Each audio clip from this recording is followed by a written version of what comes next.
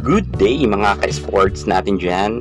VVL Second All-Filipino Conference magsisimula na sa November 9 kung saan ang tapatan ng Choco Mucho kontra sa Petrogas Angels.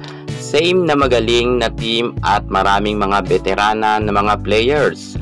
Both team ay makikita natin na kumpiyansa na mayroon pagkakataon na mapakaob nila ang isa't isa.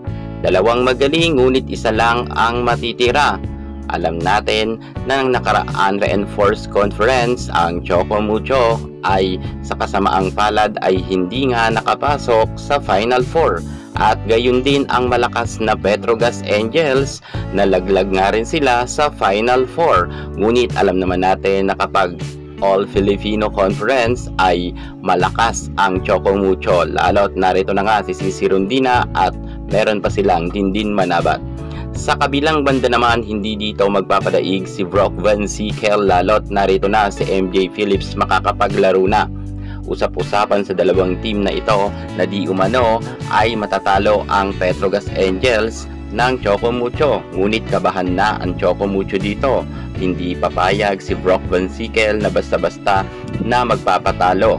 Alam natin na itong si Brock Van Sickle ang isa rin sa mga bumubuhat ng team ng Petrogas. Lalo't meron pa silang Isa Maiso Fontillas na isa sa mga pinakamalakas na opposite hitter. Veterana na ito at mautak rin si Maiso, kung kaya may higpit ang kanilang magiging tunggalian ni Kat Tolentino na opposite hitter rin na nagbabalik sa Choco Mucho. Sa dalawang team na ito, sa tingin nyo, sino ba ang mag-uuwi ng unang pagkapanalo at sino ang kauna-unahang uuwing luhaan?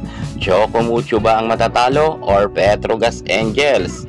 Sino sa tingin nyo? Mag-comment na kayo sa baba kung para sa inyo sa dalawang team na ito kung sino ang magwawagi. Well, ako alam ko malakas ang Petrogas, ngunit tataya ako sa Choco Mucho.